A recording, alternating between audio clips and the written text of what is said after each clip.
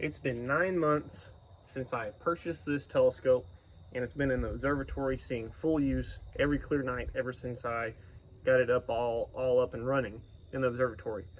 Today we're going to do an in-depth overview and my thoughts on the Stella Lyra 8-inch f5 imaging Newtonian. My name's Trevor, and you're watching Astropilot.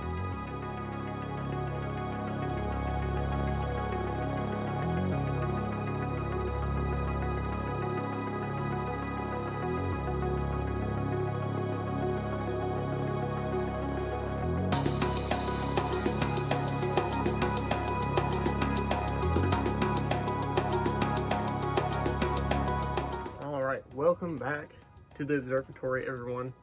Today, as I just said, we're going to be doing an in-depth review of the Stella Lyra 8-inch f5 Newtonian. I have used this telescope for deep sky astrophotography for the last 9 months, since last January of 2023. I purchased this telescope to replace my Ritchie Chrétien, and I absolutely love it. I don't have a bad thing to say about this scope. 8-inch aperture, nice mirror, 1000 millimeters focal length, and at f5, which is relatively fast, I couldn't ask for a better budget-friendly, large telescope to do deep sky astrophotography with. At the price point of around $500, I believe, it's super cheap compared to some of these high-end refractors that honestly underperform compared to a telescope like this. So the Stella Lyra 8-inch f5 Newtonian is made by GSO. So you can go out and buy any Apertura brand or a Stella Lyra or just a plain GSO branded telescope like this, and it's going to be the same telescope. GSO is made in Taiwan, very high quality optics, and personally I think they are definitely a higher quality than the Cinta brand Skywatcher scopes and other Orion scopes. The hardware they use and the mechanics, I think they work a lot better, and the optical quality itself, I do believe, has some superiority over the Skywatcher. Fellow Astro YouTuber Andy of Astro, I know he had a Skywatcher 200 PDS, which he got rid of and just acquired one of these, and I think he made a good choice. But to the scope itself, it's 8-inch aperture, nice mirror. We'll take a look at the mirror here. This comes with the dew-cap cover. So there is the mirror, nice secondary. I never upgraded to Bob's knob since it's in the observatory. I don't have to collimate it much since it always stays in one place. But it's a 63 millimeter secondary mirror, which is more than enough for an APS-C size sensor like the 2600. So no need to upgrade the secondary really. And if you can see it back there, the big old 8-inch parabolic mirror, nice quality optics and easy to collimate. It has gathered quite a bit of pollen and dust on it after being out here for this long. Probably in the next few months I might take the mirror out and clean it, but it doesn't have an effect on the images. But that's the interior. It's a nice matte black finish. Do have to watch out for light reflections if you are imaging around some lights that you can't turn off. In my case, it's pretty rare, but on a moonlit night it does become an issue. Just watch out. You might have some reflection rings possibly in your final image, but typically flat frames take care of that. I've never had a huge issue with it, so I wouldn't be too concerned about it. But overall, a nice finish inside, really nice scope. We'll go ahead and put the cap back on. It's a steel tube and it weighs about 19 pounds and fairly lightweight scope still for the size of it, you know. My HEQ5 series EQG here handles it just fine with everything on it. Focuser, EAF, ASI air, and camera. I'm looking at about 25 pounds of payload on this mount, which I'm still guiding anywhere from 0.4 to 0.8 average. So I'm getting nice round star sharp images with this rig on this mount.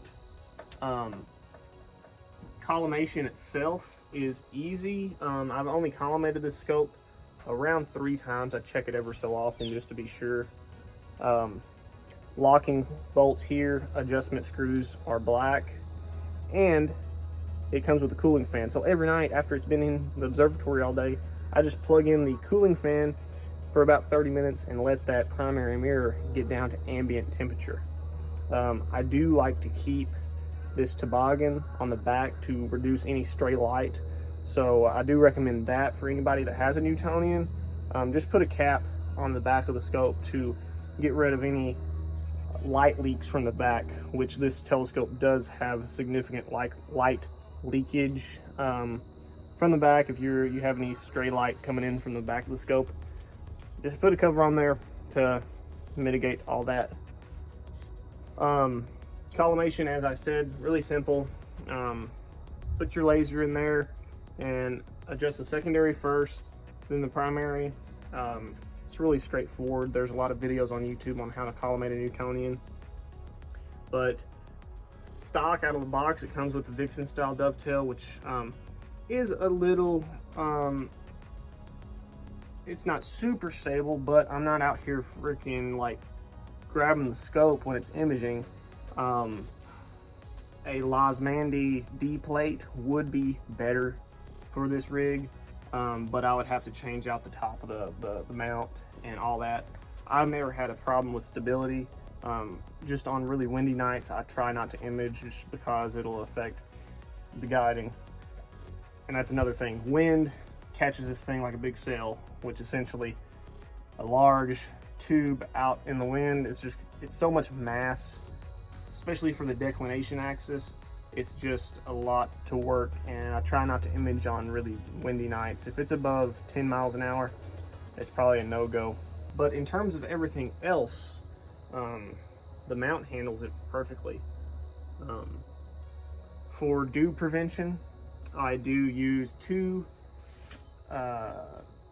30-inch dew bands, one for the primary, one for the secondary. I didn't want to have to deal with the internal wiring of a secondary dew heater itself, so I just put another band around there, and it keeps these portions of the tubes just above ambient temperature to stop any frost or dew from forming. One thing to take into consideration when buying a telescope like this is the additional cost, especially for a coma corrector. Personally, I recommend the TS Optics GPU coma corrector, which is a 4-element apochromatic coma corrector. Very high quality. It's pretty hefty. It weighs about 1 pound, I would say, and it's definitely a better quality for imaging compared to the Bader dual purpose, all the other dual purpose coma correctors. You have perfect color correction and a perfect coma correction in all corners of this telescope, and that's another about $200–300. So all in all, stock out of the box, you're looking at around $500 and another $200 or $300 for the coma corrector and other accessories. All in all, I got in this rig for about $700, which is cheap compared to some of these high-end refractors, maybe 100mm or 120mm triplet or quadruplet refractors that some of these people are buying out here for thousands and thousands of dollars. And you compare the image quality to those to something like this, or maybe a 10-incher, it's better. I don't care what people say. The more aperture you have, 8-inch mirror, 10-inch mirror, compared to a $5,000 120mm refractor, this is going to blow it out of the water. That's my personal opinion. Sure, you can go out and spend $5,000 on a Esprit 150 or a astrophysics telescope, high-end telescopes for tens of thousands of dollars. But in reality, what do all the research grade telescopes and observatories use throughout the world? reflectors, mirrors. Mirrors are great gatherers of light, and they do a great job in getting really good quality pictures. So, in my opinion, for an intermediate or expert, not really expert, but an intermediate level astrophotographer out there that's wanting to upgrade from a small refractor wide field stuff to a deeper field, wanting to get into that really advanced range of deep sky imaging, I would highly recommend a GSO branded 8-inch or 10-inch imaging Newtonian. They're just full-on light buckets. You can get them in f4 or f5. I like the f5 because it's not as collimation sensitive, and you get that extra bit of focal length with the 8-inch version at 1,000 millimeters. 1,000 millimeters focal length is a lot, and it gets you really nice and up close on most deep sky targets, especially the galaxies during galaxy season. And it's a good all-around scope for everything, really. Planetary, lunar, deep sky, visual. The only thing I could say about the scope that maybe could be worked on a little bit is the spider veins. Only at extreme angles. Say if you're shooting really low in the southern sky, maybe slightly some collimation shift with the spider veins, but that can easily be fixed. Just be sure you tighten down, you just really cinch down on the spider veins themselves. Out of the box they were a little loose, so I just really cinched down on the spider veins of the secondary, and that fixed my problem. I don't have any collimation shift at all anymore. I can be at any angle, latitude, degree in the sky, and it holds collimation really well. So the focuser too, that's another area that's really nice quality, honestly. Be sure if you're getting a GSO brand, I know all the Stella Lyra branded ones come with the linear bearing focuser made by GSO, which is leaps and bounds better than the normal not rack and pinion, but Crayford focuser that GSO makes. The linear bearing focuser is a monorail design. I don't know if you can see it here. If you can see that there, the focuser slides on this one rail and it's on a track. So it's more similar to a rack and pinion style, but it's still a Crayford focuser. But there's no slippage, there's no tilt especially. That was the big thing in this. There's no tilt at all in this style of focuser. It's really nice. For my EAF here, I have a 3D printed bracket, and I just tighten that tension adjustment all the way down, and it's a rock solid focuser. I have no complaints with this stock focuser. It's a really well made, high quality focuser. And if you don't have an automatic focuser, you have the 10-to-1 fine adjustment like on most telescopes these days. But the monorail design, the linear bearing focuser from GSO, really nice focuser, no complaints at all. The Orion and Skywatcher focusers I know are a lot more troublesome, I guess I could say. Just the quality and the design of that focuser on the Skywatcher ones, not to be dogging Skywatcher, but it's just not a great focuser compared to these. I know a lot of people use them, but I just feel like this focuser is a lot better. I think I already said this. I got my scope from First Light Optics from the UK.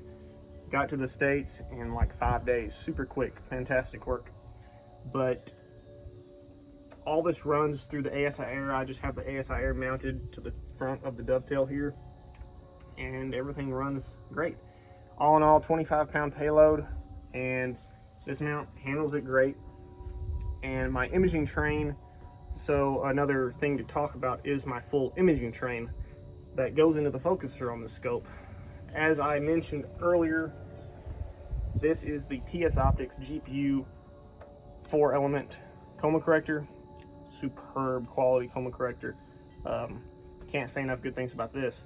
But we have the ASI 2600 MC Pro ZWO, but great camera, APS-C size sensor, 26 megapixels, fantastic resolution. The coma corrector does require the typical 55 millimeters of back focus, so I'm using the ASCAR M54 off-axis guider. That's another thing I recommend anybody using a Newtonian for imaging like this. Try an off-axis guider. They're lightweight, they don't take up any room, and it keeps you from having to try and mount a guide scope somewhere on the tube, which I couldn't really afford to do with the weight. Plus, an off-axis guider gives you that super up-close field of view for guiding on whatever you're imaging. So the longer your focal length of your guiding camera, the better your guiding is going to be. Also using the ASCAR filter drawer that I put the Extreme filter in for imaging, and that gives me the correct back focus. And this just goes straight into the focuser. No rotator, sadly. I don't have any room to fit a rotator. I'd like to, but it's just not possible. So it's pretty simple to rotate. I just loosen it up and manually rotate the scope within the draw tube. Not a big deal. But that just goes in like that. And the way this coma corrector works, it keeps it from protruding into the tube. So while it's focused, while my imaging train is at focus, the end of the coma corrector never protrudes out into the imaging field in the tube at all. It always stays recessed in the focuser itself, which is nice. You don't have to worry about any obstructions that way. So imaging train there. And honestly guys, I think that's about covered it all. 9 months of use, never had a bad thing to say about this scope. This has gotten me my best images I've ever had. Almost 4 years of astrophotography experience now with me, and this is by far the best scope I've ever owned, the easiest scope to use really, and I'm getting the best images I've ever gotten. Fantastic, absolutely fantastic quality optics and images that I've gotten. One thing I do want to say about people maybe buying a scope like this, it's perfect if you have an observatory like me. It might become a hassle if you are lagging it inside and out on a nightly basis. If you don't have an observatory, it will become a nightly collimation routine, I would say. If you're carrying the scope in and out, mounting it up, getting it rigged up on a daily basis to image, that's when it becomes more work. It's been really easy for me because this scope has been on the mount inside the observatory since the day I got it. I haven't had to carry it or anything, which is kind of making me like it more.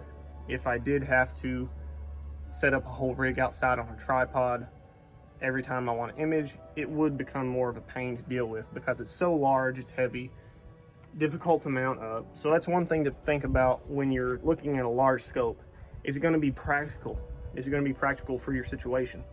If you have an observatory or maybe a semi-permanent pier or placement outside that you can leave it out for a long time, sure, it's going to be great.